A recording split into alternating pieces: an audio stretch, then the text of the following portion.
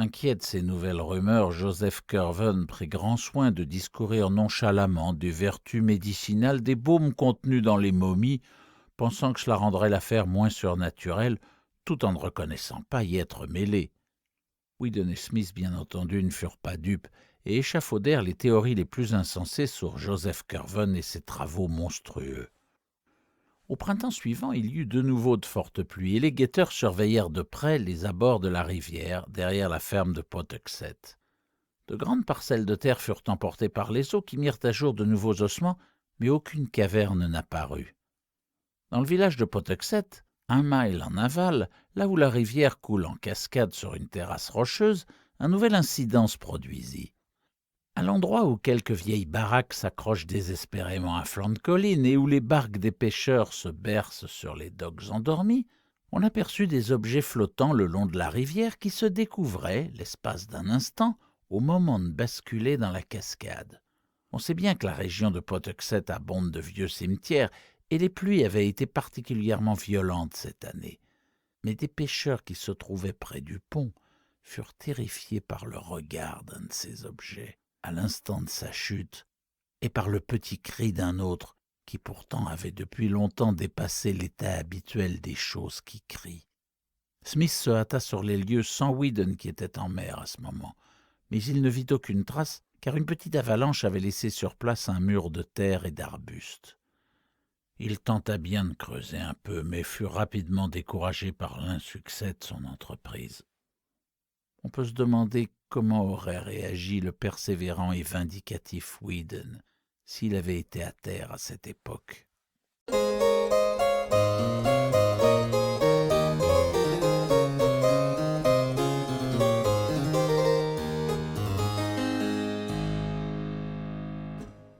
À l'automne 1770, jugeant qu'il avait amassé suffisamment de preuves, Weedon décida qu'il était grand temps de parler de ses découvertes, d'autant qu'il avait maintenant un deuxième témoin, ce qui écarterait toute suspicion de jalousie et de désir de vengeance.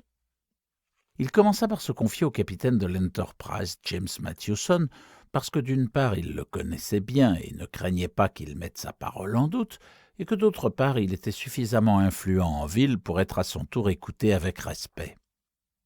Ils se rencontrèrent dans une des salles privées de la taverne Sabine qui se trouve sur les docks, en présence de Smith qui pouvait corroborer les déclarations de Weedon.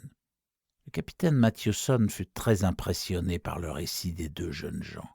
Comme presque tout le monde à Providence, il nourrissait les plus noirs soupçons à l'encontre de Joseph Curwen. Il leur demanda à peine quelques précisions, mais à la fin de l'entretien, leur fit promettre avec solennité de garder un secret absolu.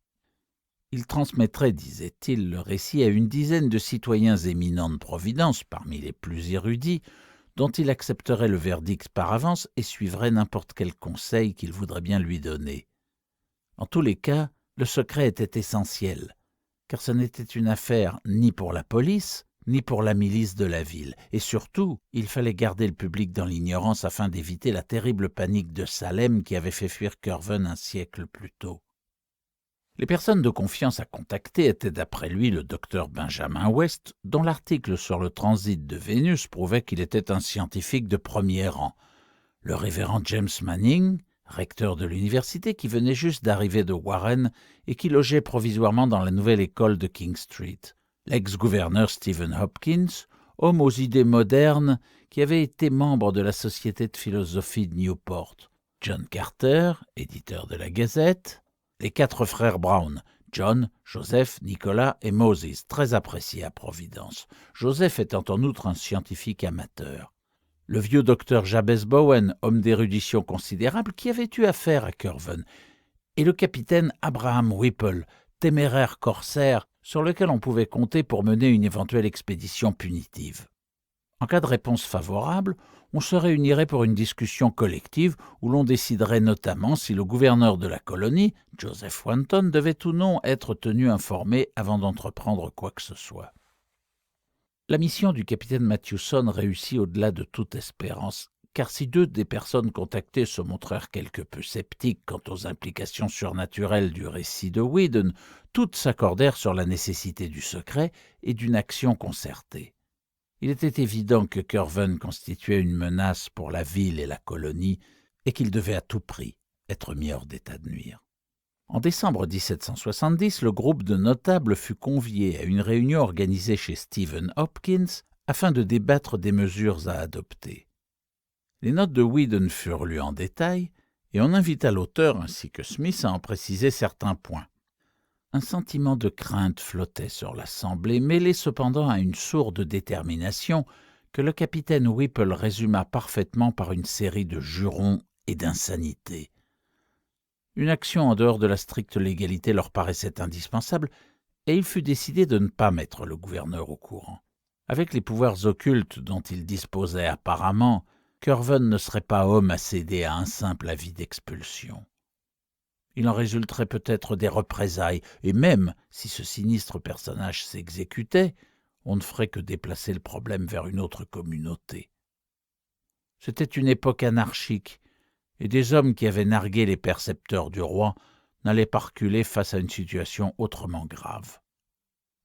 Il fallait surprendre Curwen dans sa ferme de Pawtuxet avec une troupe de corsaires décidés et lui donner une dernière chance de s'expliquer, si ce n'était qu'un fou s'amusant à contrefaire des voix dans des conversations imaginaires parsemées de gémissements et de hurlements, on le ferait interner. Mais si c'était quelque chose de plus grave, si les horreurs souterraines étaient avérées, alors lui et tous ses serviteurs devraient mourir. Cela pourrait se faire en douceur, et ni la veuve ni son père ne sauraient jamais rien de ce qui s'est passé. Alors que ces discussions allaient bon train, un incident se produisit en ville, si terrible et si inexplicable que pendant quelque temps on ne parla que de cela à plusieurs miles à la ronde. Par une nuit de janvier, une de ces belles nuits où le sol enneigé est éclairé par la lune, une série de hurlements terribles résonnèrent sur la rivière et la colline. Les habitants de Weybosset Point, tirés de leur sommeil en sursaut, allèrent à leurs fenêtres et virent une forme blanche qui courait sur le terrain situé en face de la tête de Turc. Au loin, les chiens aboyaient, mais ils cessèrent aussitôt qu'ils entendirent la clameur de la ville éveillée. Plusieurs groupes d'habitants munis de lanternes et armés de mousquets se dépêchèrent d'aller sur les lieux, mais ils ne remarquèrent rien. Le lendemain, le cadavre d'un homme gigantesque et musculeux, complètement nu, fut découvert sur la glace près des piliers sud du Grand Pont, non loin du dock qui longe la distillerie à Bott. Son identité demeurait inconnue et fit l'objet de toutes les spéculations et de toutes les rumeurs. Ce sont surtout les anciens qui en parlaient à voix basse, car ce visage rigide aux yeux révulsés leur rappelait un souvenir.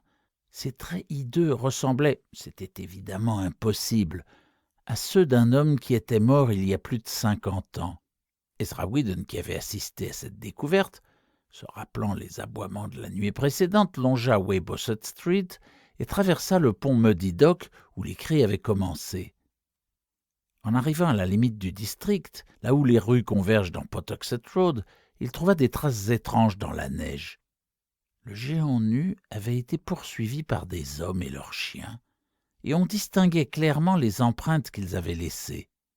Ils avaient abandonné leur poursuite aux abords de la ville. Weedon sourit et suivit les empreintes jusqu'à leur point de départ et d'arrivée. C'était, comme il s'en doutait, la ferme de Joseph Curwen, mais une exploration de jour ne l'intéressait pas. Le docteur Bowen pratiqua une autopsie sur le cadavre qui révéla des anomalies inquiétantes. L'appareil digestif de l'homme semblait être inutilisé, et sa peau avait une étrange texture un peu grossière. Mettant à profit les bruits qui circulaient parmi les anciens sur sa ressemblance avec le forgeron Daniel Green, dont le petit-fils Aaron Hopin était second chez l'armateur Curwen, Weedon, après une brève enquête, finit par découvrir où il était enterré. Cette nuit-là, une dizaine d'hommes se rendirent au cimetière nord le long de Herndon Street et ouvrirent son cercueil.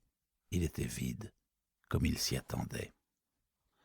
Entre-temps, on s'était arrangé avec les cavaliers de la poste pour intercepter le courrier de Joseph Curwen. Peu avant l'incident du géant nu, une lettre d'un certain Jedediah Horn de Salem arriva. Des extraits en ont été transcrits et conservés dans les archives privées de la famille Smith. Ils sont rédigés ainsi.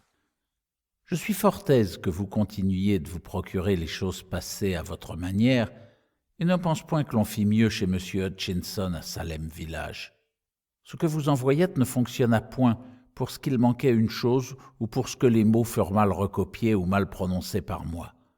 Me voici donc embarrassé. Je ne possède pas votre art de l'alchimie pour appliquer Borellus, et je comprends mal le 7e livre du Necronomicon que vous me recommandâtes. Souffrez cependant que je vous rappelle la vigilance que nous devons apporter dans le choix de ceux que nous appelons. Vous savez ce que dit M. Mater dans le Magnalia de... Là, le passage est illisible. Et pouvez fidèlement juger qu'il rapporte des abominations. Je vous le dis encore, n'invoquez personne que vous ne puissiez renvoyer, ce par quoi je veux dire personne qui pourrait à son tour appeler quelque chose contre laquelle vous seriez impuissant. Appelez les mineurs de peur que les majeurs ne refusent de répondre et finissent même par vous commander. J'ai pris peur quand j'ai appris que vous saviez ce que Ben Zariat Namik cache dans la boîte d'ébène, car je sais qui vous l'a révélé. Pour la 2e fois, je vous demande de m'appeler par le nom de mon fils, Jedediah, et pas par le mien. Vous savez qu'on ne peut vivre trop longtemps dans cette communauté, et vous connaissez ma nouvelle identité.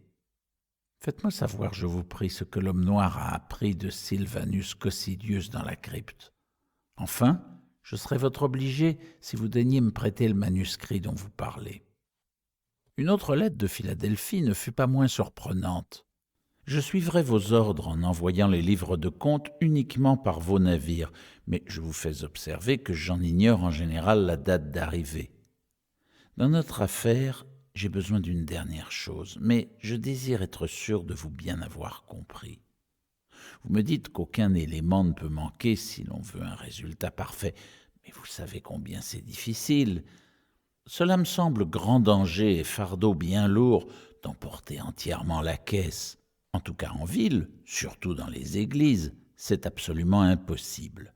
Je sais les imperfections de celui que j'ai appelé en octobre, et combien de spécimens vivants vous avez dû utiliser avant de trouver la bonne méthode en 1766.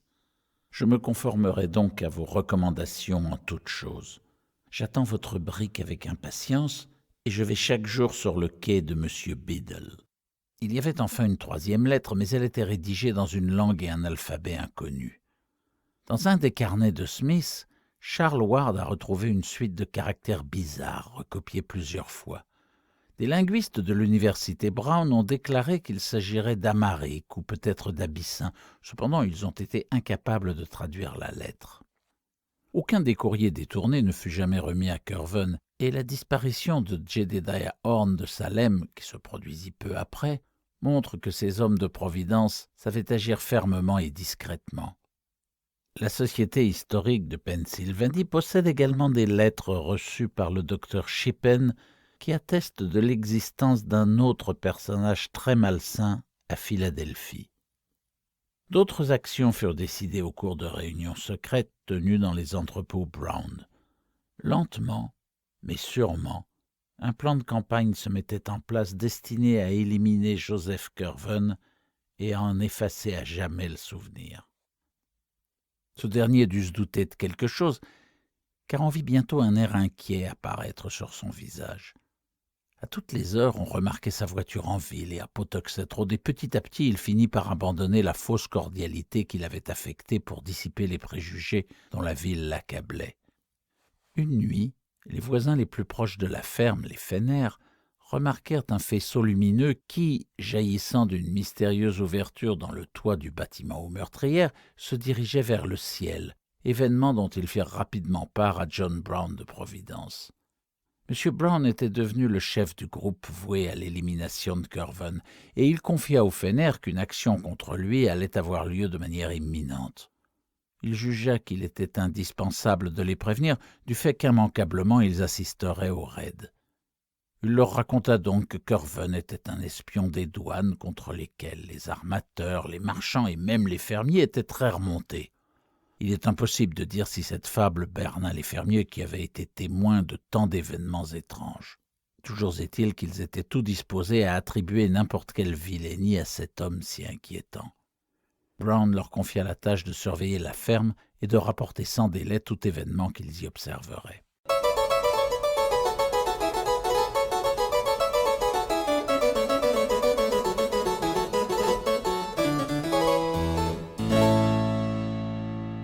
Selon toute vraisemblance, le faisceau de lumière était la tentative ultime et mystérieuse d'un Curwen aux abois pour exécuter quelque nouvelle abomination et justifiait pleinement le déclenchement d'une action immédiate, par ailleurs préparée de longue date. Le journal de Smith rapporte que le vendredi 12 avril 1771, une troupe d'une trentaine d'hommes se réunit dans la grande salle de la taverne du Lion d'Or à Weybosset Point, de l'autre côté du pont. Étaient présents John Brown, le docteur Bowen qui avait apporté sa trousse de chirurgien, le révérend Manning, pour une fois sans sa fameuse perruque, la plus grande de la colonie, le gouverneur Hopkins, drapé dans une grande cape sombre, et son frère Isaac, dernière recrue du groupe, John Carter, le capitaine Matthewson et enfin le capitaine Whipple qui était chargé de mener la troupe. Ces derniers, installés dans une arrière-salle, mettaient au point les derniers détails de l'expédition.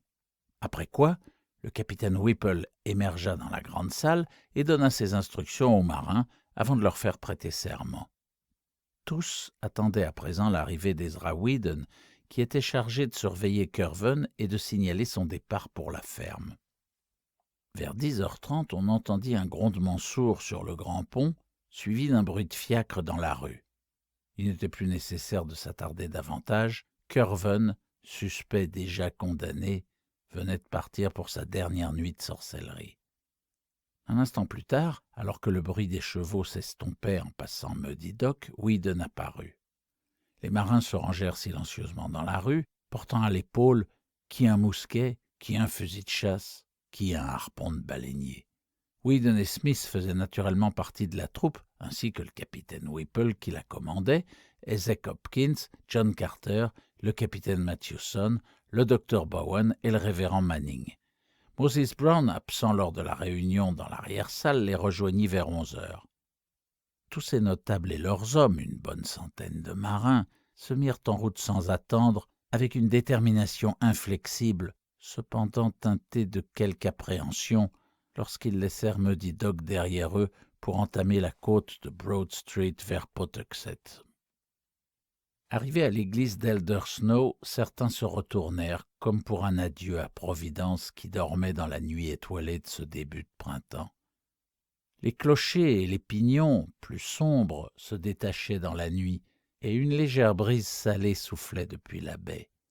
Vega s'élevait au-dessus de la colline dont la ligne de crête n'était brisée que par le bâtiment du nouveau collège en construction à l'époque.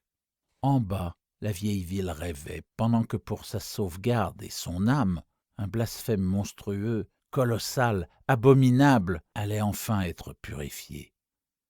1 heure plus tard, les hommes arrivèrent comme prévu à la ferme des Fenner qui les informèrent des derniers mouvements de Curwen. Il était arrivé à la ferme une demi-heure plus tôt, aucune lumière n'avait été allumée, mais l'étrange faisceau était presque immédiatement réapparu. Alors que les Fenner terminaient leur rapport, une autre lumière jaillit vers le sud, et les conjurés comprirent qu'un nouvel événement surnaturel et épouvantable allait se dérouler sous leurs yeux. Le capitaine Whipple ordonna à ses troupes de se diviser en 3 groupes. Un premier, de 20 hommes, sous les ordres d'Eleazar Smith, devait prendre position au bord de la baie et tenir contre les renforts éventuels qui pourraient venir en aide à Curwen, à moins qu'on ne les appelle à la rescousse. Un second détachement de 20 hommes également, commandé par le capitaine Isaac Hopkins, devait descendre vers la rivière, derrière la ferme de Curwen, et enfoncer la porte de chêne dans la falaise à la hache et si nécessaire avec de la poudre. Le reste se dirigerait vers la ferme et ses annexes. Un tiers de ce dernier groupe était commandé par le capitaine Matthewson, qui avait pour mission d'investir le bâtiment aux meurtrières, un tiers par le capitaine Whipple, qui devait prendre la maison, les autres encercleraient les bâtiments en attente d'un signal en cas de problème. Au premier coup de sifflet, le groupe de la rivière devait enfoncer la porte et s'assurer de tout ce qui pourrait vouloir sortir. Au son de 2 coups de sifflet, les hommes entreraient, engageraient éventuellement l'ennemi, et tenteraient la jonction avec le 3e groupe. Le détachement de l'édifice de pierre agirait de même. Un coup de sifflet, il forcerait la porte, 2 coups, il entrerait, descendrait un éventuel escalier, et tenterait de rejoindre les autres dans les souterrains où l'on estimait que l'affrontement final aurait lieu. Enfin, 3 coups de sifflet constituaient le signal d'urgence pour les réserves, qui pénétrerait pour une moitié dans les profondeurs de la ferme et pour l'autre dans celles du bâtiment de pierre. Le capitaine Whipple était en effet convaincu de l'existence de ces catacombes et avait tout planifié en conséquence.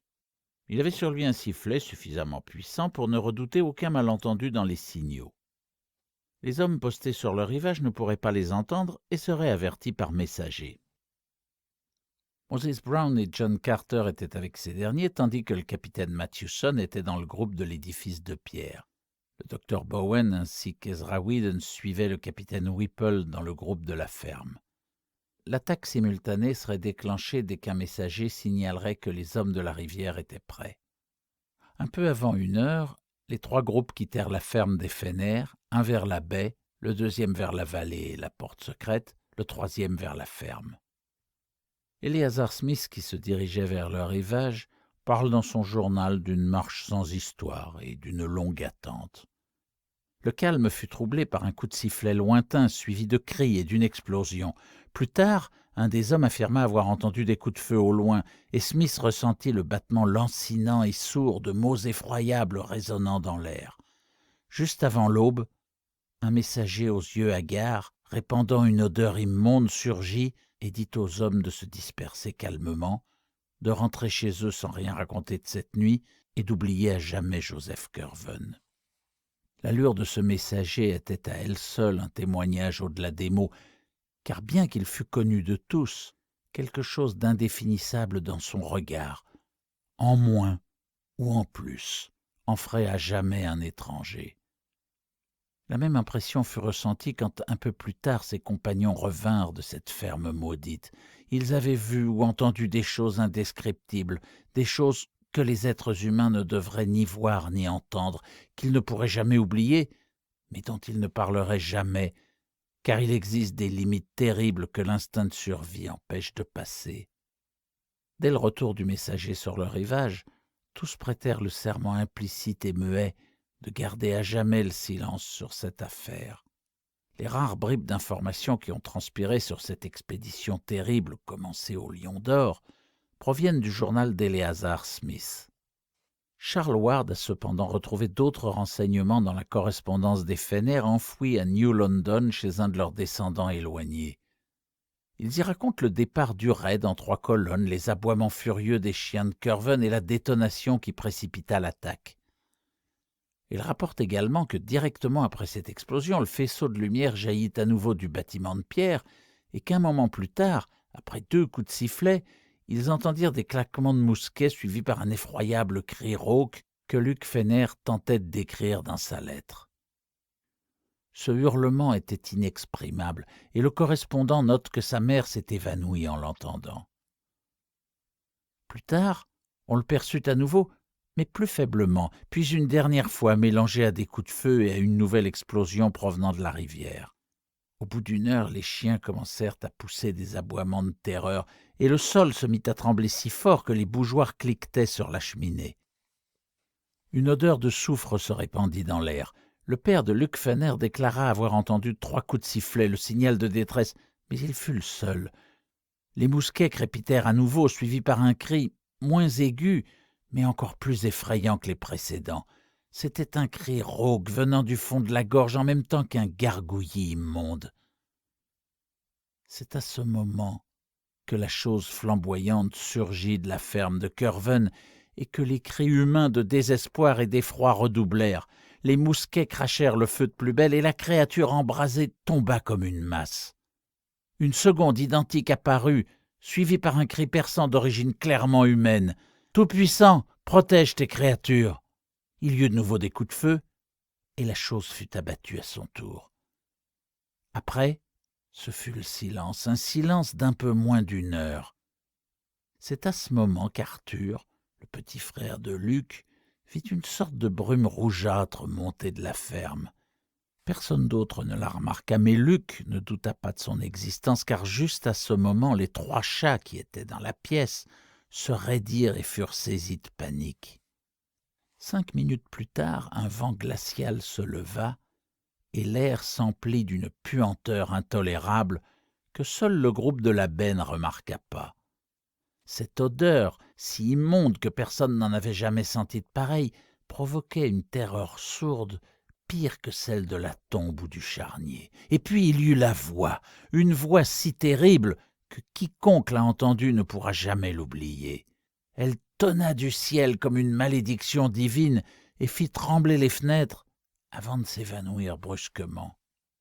Elle était profonde et même musicale, grave comme une basse d'orgue, mais damnée comme les livres interdits des Arabes. Personne ne comprit ce qu'elle disait, car elle parlait dans une langue inconnue. Cependant, Luc tenta d'en retranscrire les sons démoniaques. J'ose à peine les prononcer. Desmes, Yeshet Bon, Dosefe Duvema Enitemos.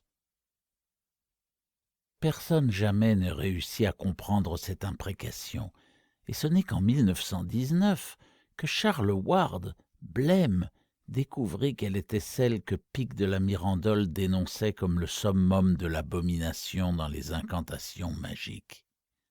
Un cri indéniablement humain sembla répondre à cette voix maléfique quand l'odeur insoutenable se doubla d'une nouvelle puanteur plus intolérable encore. Un gémissement s'éleva ensuite qui montait comme un ululement et redescendait brusquement. À certains moments, on eût dit que des mots étaient articulés, que personne ne parvint à comprendre. À d'autres, la plainte tournait au rire hystérique et diabolique. Enfin, un cri d'ultime terreur et de démence provenant de plusieurs gorges humaines éclata, après quoi ce fut le silence et l'obscurité qui s'étendirent sur toute chose. Des volutes de fumée âcre s'élevaient encore vers le ciel, bien qu'il n'y ait aucune flamme et que le lendemain, tous les bâtiments apparussent intacts. À l'aube, 2 messagers transit frayeurs, aux vêtements imprégnés d'une odeur abjecte, frappèrent à la porte des Fenner et réclamèrent un tonnelet de rhum qu'ils payèrent fort bien. L'un d'eux déclara à la famille que l'affaire Curwen était close et que les événements dont ils avaient été témoins devaient être oubliés à jamais. Quoique cet ordre pût sembler incongru et arrogant, l'aspect de celui qui l'avait donné paraissait si effrayant qu'il ôtait toute envie de le discuter. Seules quelques lettres de Luc Fenner subsistent, bien qu'il ait clairement enjoint à son cousin du Connecticut de les détruire, ce qu'il ne fit malheureusement pas, sans quoi toute l'affaire serait tombée à jamais dans un oubli bénéfique. Charles Ward découvrit un détail supplémentaire à l'issue de longues recherches chez les habitants de Pawtuxet. Le vieux Charles Slocum se rappelait très bien une histoire racontée par son grand-père à propos d'un corps mutilé et calciné retrouvé dans les champs juste après la mort de Curwen. Et si cette histoire, somme toute banale, était restée dans les mémoires, c'est que le cadavre n'était ni celui d'un être humain, ni celui d'aucun animal connu des habitants de Pawtuxet.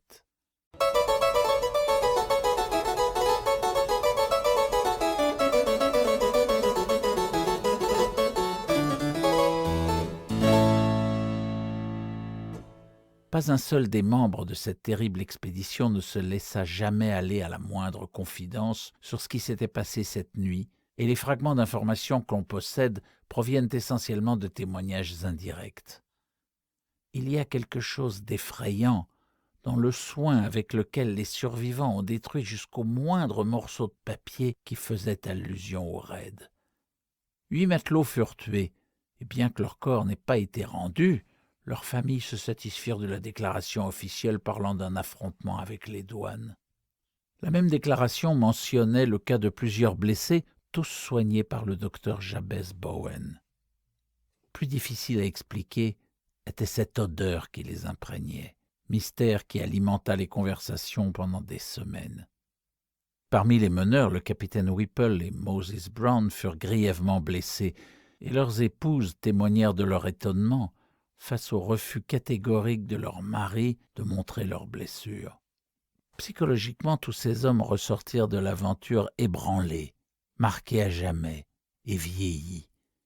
Fort heureusement, c'étaient des hommes d'action, robustes, simples et bons chrétiens, car eussent-ils été plus subtils, plus intellectuels que la démence les aurait sans doute emportés. Le révérend Manning fut le plus perturbé de tous, mais il réussit à surmonter ses angoisses et à effacer ses souvenirs dans la prière. Par chance pour eux, Tous ces chefs avaient des métiers et des rôles importants à jouer. Ainsi, un an plus tard, le capitaine Whipple conduisit la foule qui incendia le HMS Gaspé, ce qui lui permit sans doute d'effacer un peu le souvenir de cette épouvantable nuit. On remit à la veuve de Kerven un cercueil de plomb, scellé et de forme assez curieuse qui avait dû être apporté sur place prêt à l'emploi. Son mari avait été tué, lui dit-on, lors d'un affrontement avec les douaniers dont, pour des raisons politiques, on ne pouvait révéler les détails. Et personne ne dit un mot de plus sur la mort de Joseph Kerven. Charles Ward avait cependant un maigre indice qui lui permit d'échafauder une théorie, un passage souligné de la lettre de Jedediah Horne qu'Ezra Whedon avait eu le temps de recopier. Cette copie fut retrouvée chez un des descendants de Smith. Whedon l'avait-il remise à son complice afin de laisser après tout un témoignage de l'horreur qu'il avait vécue, ou, ce qui est plus probable, Smith l'avait-il toujours eu et souligné lui-même après avoir questionné son ami? On ne le saura jamais. Le passage souligné était le suivant. « Je vous le dis encore, n'invoquez personne que vous ne puissiez renvoyer, ce par quoi je veux dire personne qui pourrait à son tour appeler quelque chose contre laquelle vous seriez impuissant. Appelez les mineurs de peur que les majeurs ne refusent de répondre et finissent même par vous commander. » À la lumière de ce passage, imaginant quel allié improbable un homme aux abois serait capable d'invoquer en dernière extrémité, Charles Ward se demanda si, au bout du compte, Kerven avait bien été abattu par ses concitoyens. La disparition de toute trace du sorcier de Pawtuxet des mémoires et des annales de Providence fut évidemment facilitée par les positions qu'occupaient les meneurs de l'expédition punitive. Au début, ils n'avaient pas souhaité une suppression aussi radicale, ils avaient seulement fait en sorte que la veuve, son père et sa fille restent dans l'ignorance de ce qui était arrivé. Mais le capitaine Tillinghast, ayant entendu des rumeurs qui ne pouvaient qu'exciter les curiosités, exigea que sa fille et sa petite-fille changent de nom, détruisit tous les papiers et fit radier au ciseau les inscriptions de la pierre tombale de Joseph Kerven. À partir de ce moment-là, la censure devint de plus en plus implacable, s'étendant même, d'un commun accord des habitants, aux documents officiels de la ville et aux archives de la Gazette. Cet acharnement fait songer à la conspiration du silence qui s'abattit sur Oscar Wilde après sa disgrâce, ou encore au sort réservé par les dieux au roi de Runazar, qui devait non seulement mourir, mais n'avoir jamais existé. Mrs. Tillinghast, la veuve de Kerven, qui avait repris son nom de jeune fille en 1772, vendit la maison d'Olney Court et alla habiter chez son père à Powers Lane jusqu'à sa mort en 1817. La ferme de Pawtuxet fut laissée à l'abandon et se dégrada avec une incroyable rapidité. En 1780, il ne subsistait que la maçonnerie, qui ne fut bientôt qu'un tas de pierres informes passé 1800. Personne ne s'aventura jamais dans l'épaisse végétation qui masquait la porte de la falaise le long de la rivière. Seul le capitaine Whipple marmonnait de temps en temps des phrases du genre « La peste soit de ce pfff » ou encore « Ce damné sorcier nous préparait un dernier tour. Un mou, je brûle sa putain de ferme. »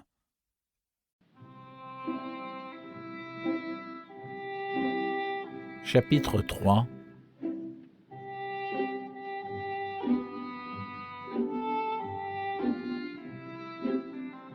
Recherche et évocation.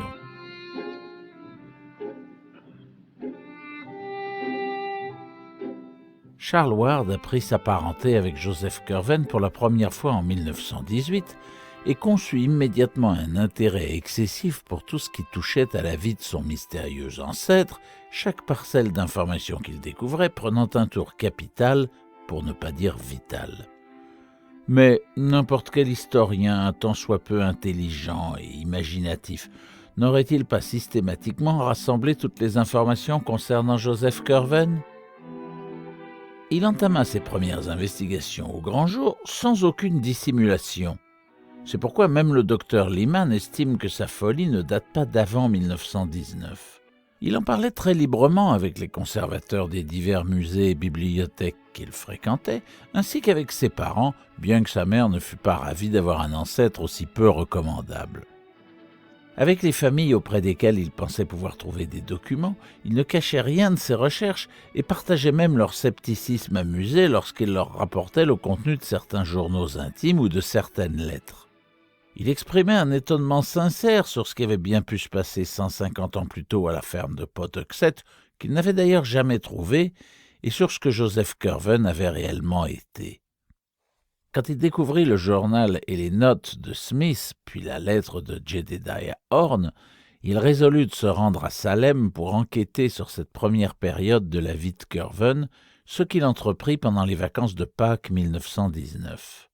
Il fut très bien reçu à l'Essex Institute qu'il connaissait déjà d'un précédent séjour dans cette vieille cité puritaine aux pignons délabrés et aux toits mansardés amassés les uns contre les autres, et il y découvrit une quantité considérable de renseignements. Son ancêtre était né dans le village de Salem, à présent Danvers, à 7 miles de la ville, le 18 février 1662. Il s'était engagé dans la marine à 15 ans et ne réapparut à Salem que 9 ans plus tard, arborant les manières, le langage et les habits d'un Anglais de la bonne société. Il ne fréquentait guère sa famille, consacrant le plus clair de son temps à la lecture de livres étranges qu'il avait rapportés d'Europe et à des expérimentations chimiques avec des produits qu'il s'était procurés en Angleterre, en France et en Hollande. Ses voyages dans le pays intriguaient beaucoup, et on racontait même qu'il avait l'habitude d'allumer des feux la nuit sur les collines. Ses seuls amis étaient Edward Hutchinson de Salem Village et Simon Horne de Salem. On les voyait souvent ensemble en grande conversation dans le Common, le grand parc de Salem qui existait déjà à cette époque, et ils se rendaient très fréquemment mutuellement visite. Hutchinson possédait une maison à l'extérieur de la ville, non loin de la forêt, que beaucoup de gens évitaient, car on y entendait, disait-on, des bruits inquiétants la nuit. On racontait qu'il recevait des visiteurs étranges et que les lumières qui venaient de ses fenêtres n'étaient pas toujours de la même couleur. Ses connaissances sur des personnes disparues depuis longtemps ou des événements oubliés étaient regardées comme d'origine démoniaque, et il disparut dès le début de la grande chasse aux sorcières pour ne jamais revenir à Salem. C'est d'ailleurs à la même époque que Joseph Curwen quitta la ville, mais son installation à Providence ne resta pas longtemps secrète. Simon Horne vécut à Salem jusqu'en 1720, époque à laquelle les habitants commencèrent à trouver très curieux qu'il ne vieillit pas. Il disparut à son tour, mais 35 ans plus tard, son fils, qui lui ressemblait de manière étonnante, arriva à Salem pour réclamer l'héritage paternel.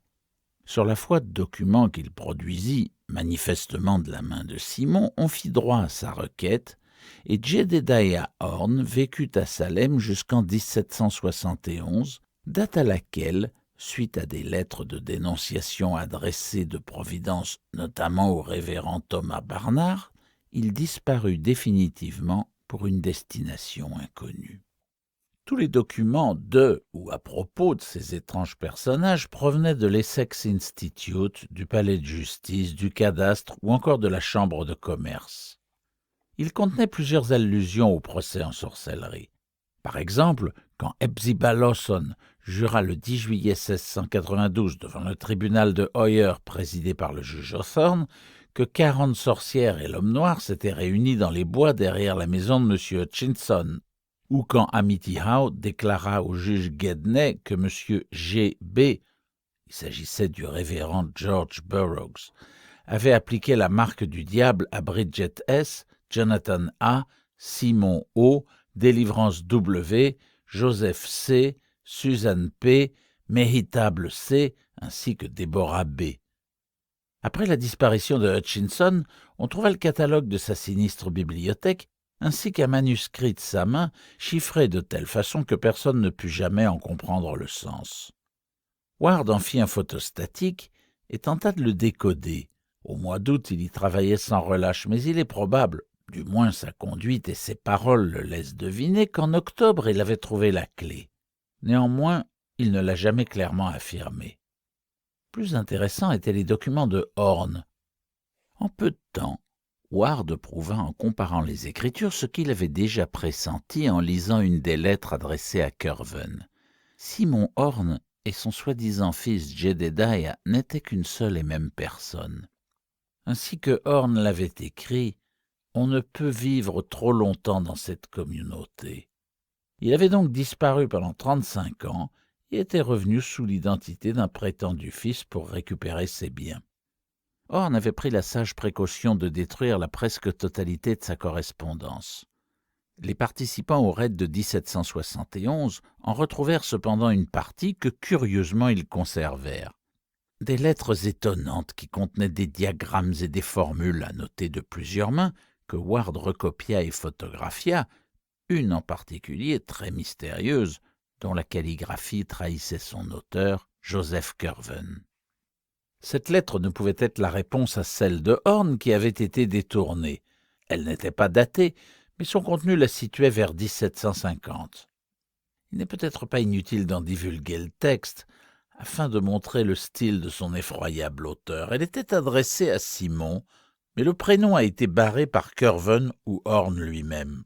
« Frère et cher vieil ami honoré, tout mon respect et ma ferveur à celui que nous servons pour votre pouvoir éternel. Je viens de trouver ce qu'il y a lieu de faire en dernière extrémité. Je ne suis point disposé à vous imiter en tout quittant à cause de mon âge comme vous le fîtes, pour ce que Providence n'est pas encore acharnée comme votre ville à traquer et à juger les choses hors du commun. Mes affaires et mes bateaux me retiennent ici et m'empêchent de faire comme vous, et ma ferme de Pawtuxet renferme sous terre ce que vous savez et qui ne souffrirait d'attendre mon retour en tant qu'autre. Je ne suis point prêt, comme je vous l'ai dit, à un revers de fortune, et j'ai beaucoup travaillé au moyen de revenir après le dernier. Je suis tombé cette nuit sur les mots à prononcer pour invoquer Yog-Sothoth, et j'ai vu pour la première fois sa figure décrite par Ibn Shakabao dans le livre que vous savez. Il m'a dit que le 3e psaume du Liber Damnatus contient la clé. Lorsque le soleil sera dans la 5e maison, tracez le pentagramme de feu et prononcez par 3 fois le verset 9e. Redites ce verset la veille des jours d'invention de Sainte-Croix et de Toussaint, et la chose se produira dans les sphères apparentes. Et de la semence de l'ancien naîtra celui qui regardera en arrière sans savoir ce qu'il cherche.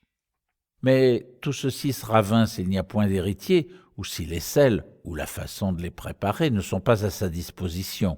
Ici, je le dois reconnaître, je n'ai point pris les mesures nécessaires et n'ai point progressé dans mes recherches.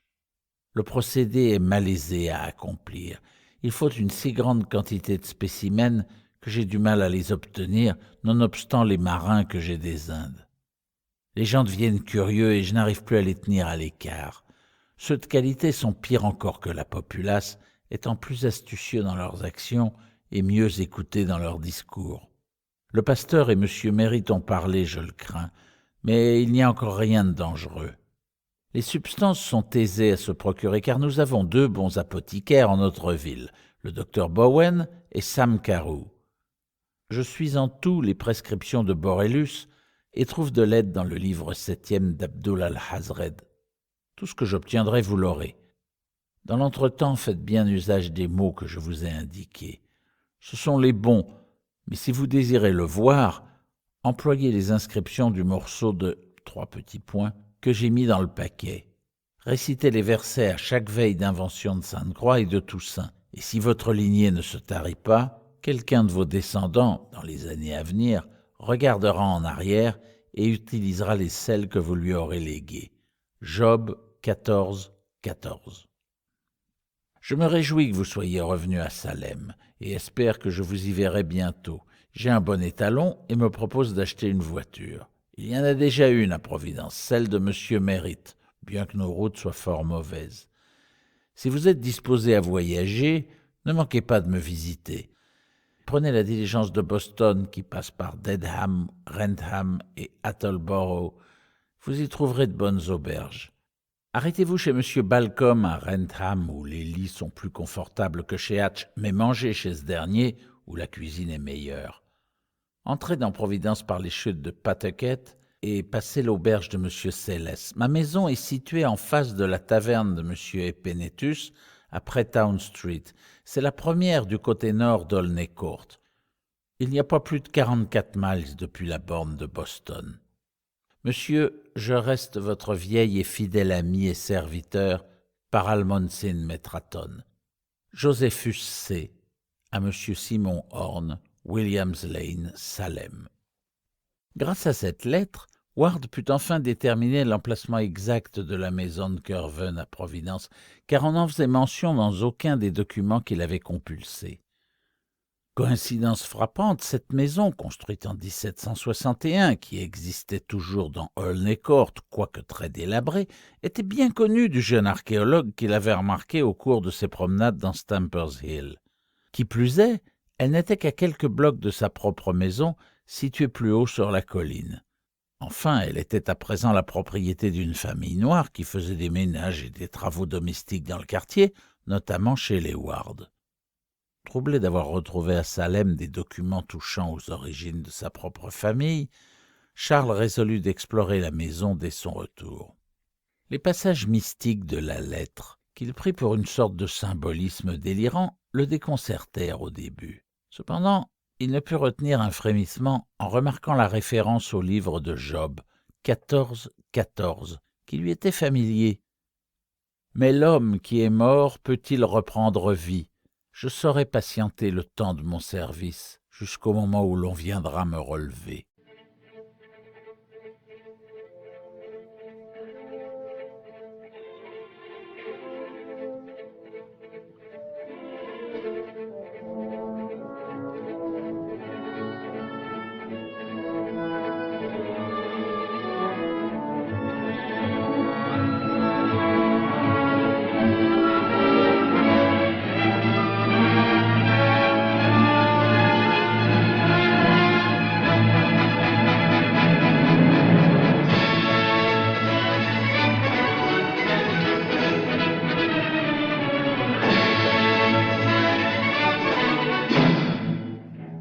Le jeune Ward rentra en proie à une vive excitation et passa le samedi suivant à explorer la demeure d'Olney Court. Elle s'écroulait littéralement sous le poids des siècles. C'était une maison en bois de 2 étages et demi, très modeste, de type colonial, avec un toit pointu, une grande cheminée et une entrée joliment sculptée au fronton triangulaire supporté par 2 pilastres doriques. Ward fut troublé en songeant qu'il avait face à lui la demeure du détestable objet de ses recherches. Les occupants noirs ne lui étaient pas inconnus. Le vieil Asa ainsi que sa grosse femme Anna l'accueillirent très aimablement. L'intérieur, qui avait dû beaucoup changer, était très décevant en regard de ce que l'extérieur annonçait.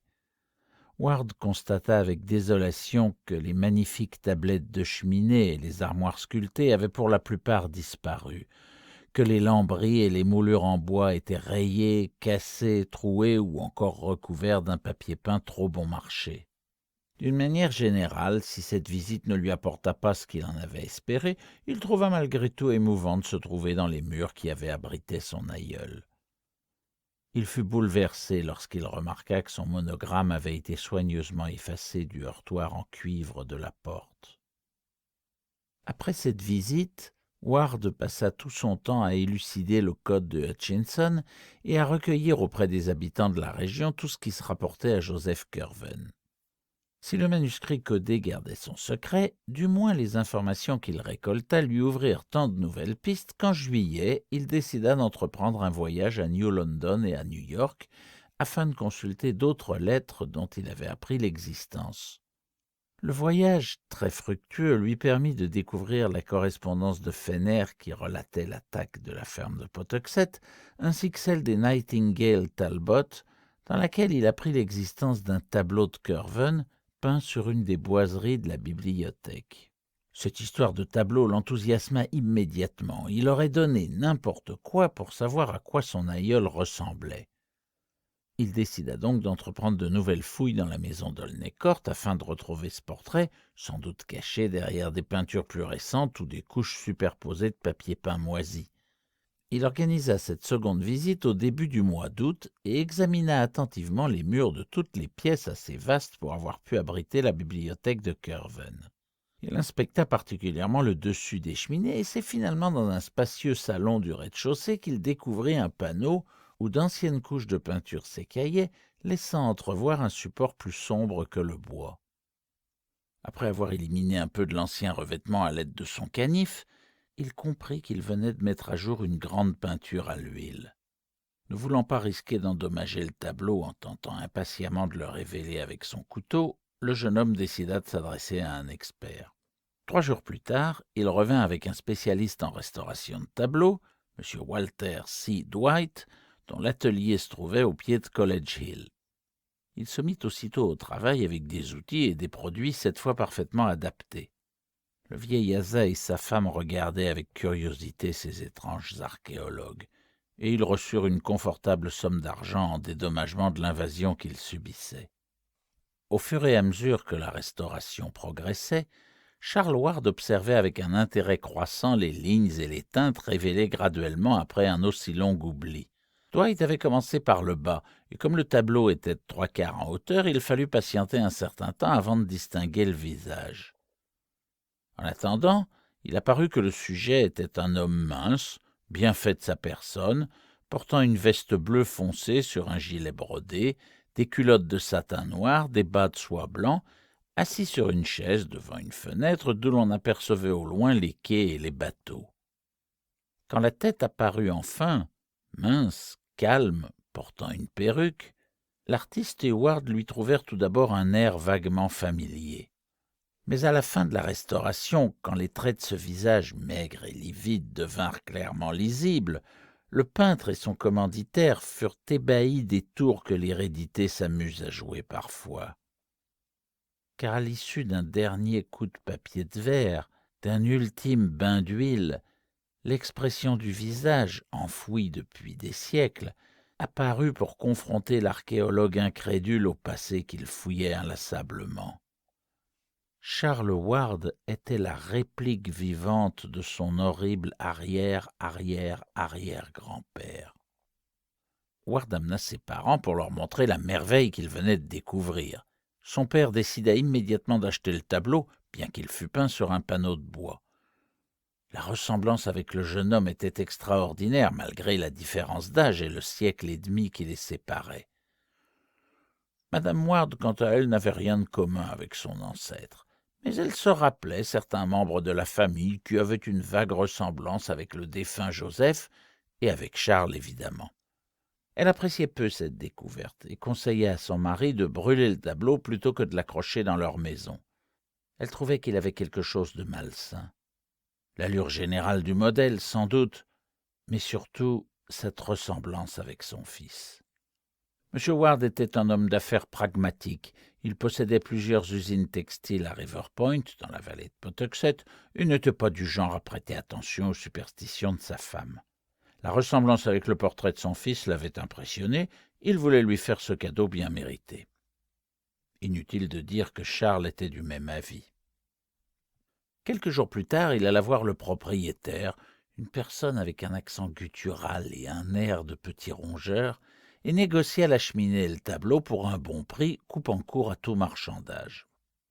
Il ne restait plus qu'à démonter le tout et à le porter chez les Ward, dans le bureau de Charles, au 3e étage, où toutes sortes de rénovations furent entreprises, notamment l'installation d'une fausse cheminée électrique.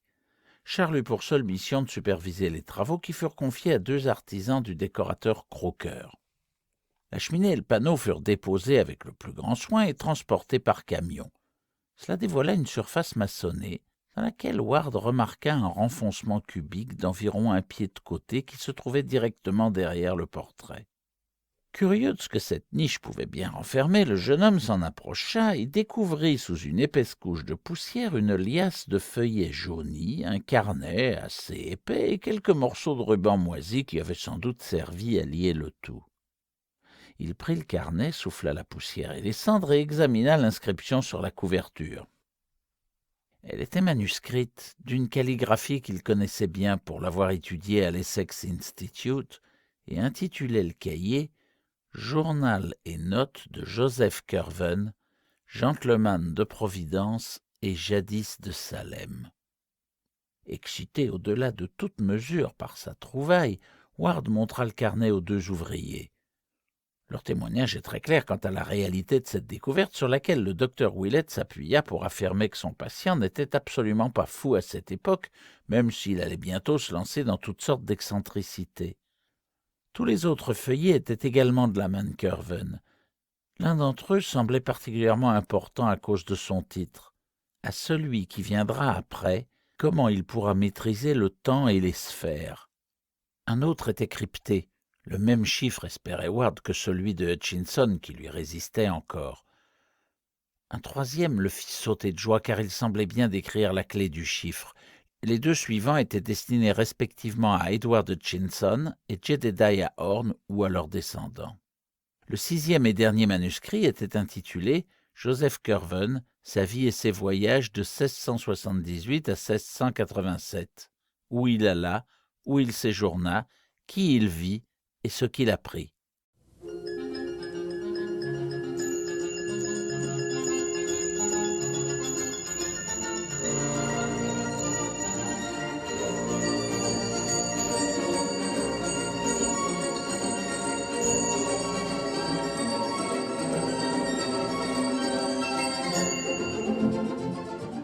Nous atteignons à présent la période où les aliénistes les plus académiques situent les premiers signes de démence de Charles Ward. À peine avait-il découvert le carnet qu'il commença à en feuilleter quelques pages qui visiblement l'impressionnèrent fortement, car lorsqu'il montra les titres des pages aux deux ouvriers, il prit grand soin de ne pas leur laisser entrevoir le texte, bien qu'il se trouvât dans un état d'excitation que même une découverte archéologique majeure ne saurait expliquer. De retour chez lui, il parla à ses parents de cette nouvelle trouvaille, mais d'un air embarrassé, souhaitant confusément leur en faire connaître l'importance tout en dissimulant la teneur. Il ne leur montra même pas les titres, se bornant finalement à leur annoncer qu'il avait trouvé des documents de la main de Curwen, pour la plupart cryptés, et qu'il allait devoir les étudier soigneusement pour en révéler le sens caché. Probablement d'ailleurs n'aurait-il rien montré aux ouvriers, n'eût été leur envahissante curiosité. À l'évidence, il ne voulait pas non plus afficher une réticence particulière qui n'aurait fait que provoquer questions et discussions. Cette nuit-là, Charles Ward veilla dans sa chambre et lut le carnet et les papiers jusqu'au petit jour. À sa mère, inquiète de le voir manquer le déjeuner, il demanda qu'on lui serve les repas dans sa chambre, et l'après-midi, il ne fit qu'une brève apparition lorsque l'on vint installer la cheminée et le portrait de Curwen dans son bureau. La nuit suivante, il dormit par intermittence, sans même prendre le temps de se déshabiller, luttant fiévreusement contre ce chiffre qui lui résistait. Le matin, sa mère constata qu'il travaillait encore sur le photostat du manuscrit codé qu'il lui avait montré l'avant-veille. À ses questions insistantes, il répondit vaguement que le code de Curwen ne s'y appliquait pas. L'après-midi, il délaissa son travail pour superviser les ouvriers qui achevaient l'installation du tableau au-dessus de la nouvelle cheminée, dans laquelle on avait placé une bûche électrique finalement très convaincante.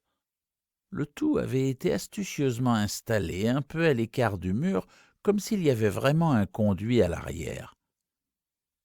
Le tableau était monté sur un panneau pivotant de manière à ménager un petit espace derrière. Lorsque les ouvriers s'en allèrent, il déménagea tous ses papiers dans le bureau et se remit au travail, un œil sur le manuscrit d'Hutchinson et l'autre sur le portrait, miroir vieillissant et séculaire. Ses parents, se remémorant plus tard sa conduite, donnèrent quelques détails significatifs sur ce qu'on pourrait appeler sa politique de dissimulation. En présence des domestiques, il cachait rarement ses papiers, supposant que la calligraphie complexe et archaïque de Curwen les dépassait. Il était beaucoup plus circonspect avec ses parents, et à moins que les manuscrits visibles ne fussent cryptés ou composés de symboles ou d'idéogrammes abscons, comme par exemple « à celui qui viendra après », il les couvrait rapidement avec un papier jusqu'à ce que le visiteur importun fût parti. La nuit, il enfermait ses documents sous clé dans un vieux secrétaire, et de même quand il quittait la pièce. Bientôt, il revint à ses anciens horaires et habitudes, sauf pour ses longues promenades qui ne semblait plus l'intéresser. À l'école où il était à présent en terminale, la rentrée scolaire sembla le déranger, l'ennuyer. Il déclara à plusieurs reprises qu'il ne comptait pas poursuivre ses études.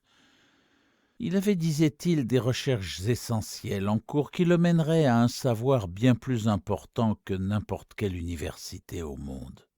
Naturellement, seul un élève studieux, solitaire et quelque peu excentrique pouvait poursuivre dans cette voie sans attirer tout de suite l'attention, et Ward étant par nature un travailleur ermite, ses parents furent davantage attristés que surpris par cette attitude de claustration et de secret.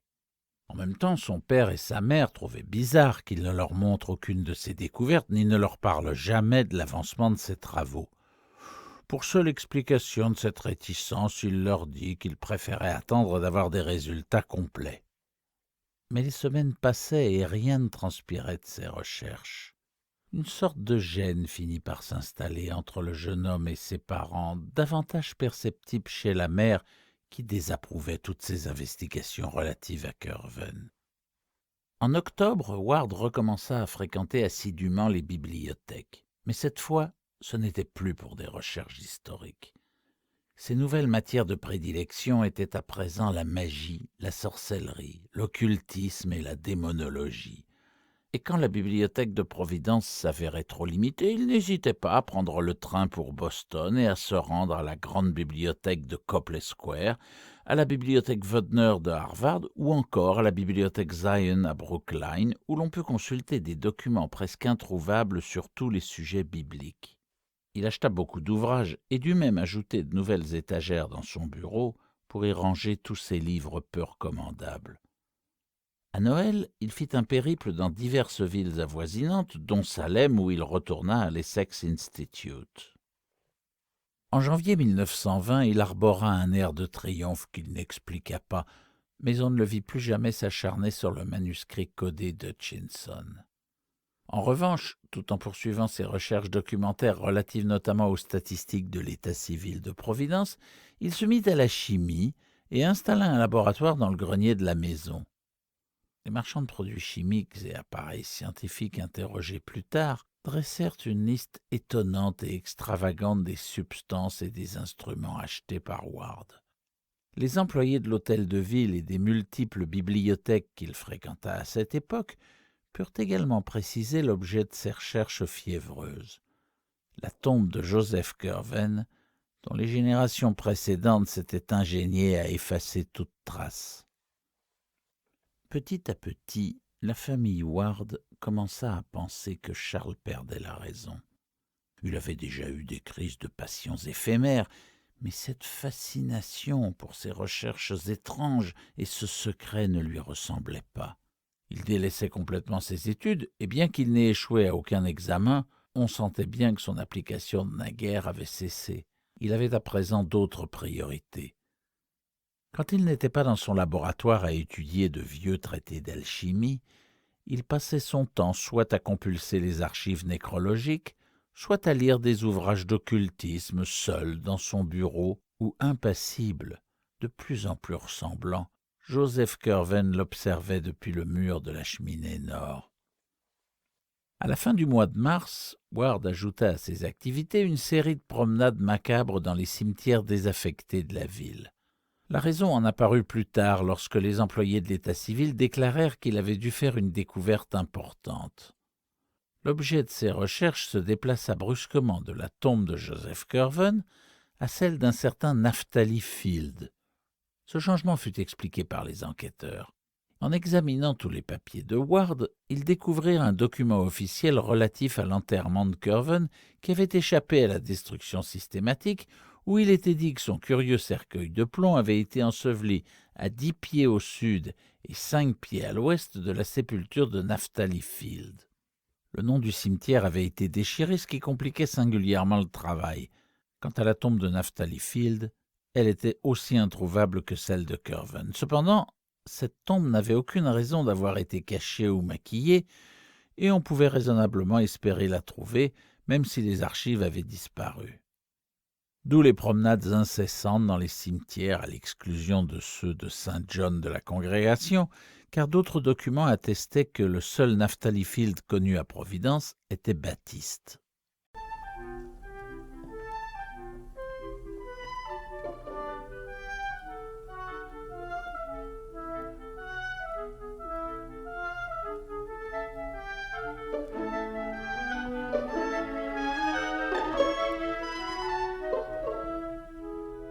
C'est au mois de mai, à la demande expresse de M. Ward, inquiet de l'obsession de son fils à propos de ce Joseph Curwen, au sujet duquel il avait glané à peine quelques fragments d'informations, que le docteur Willett eut une conversation avec le jeune homme.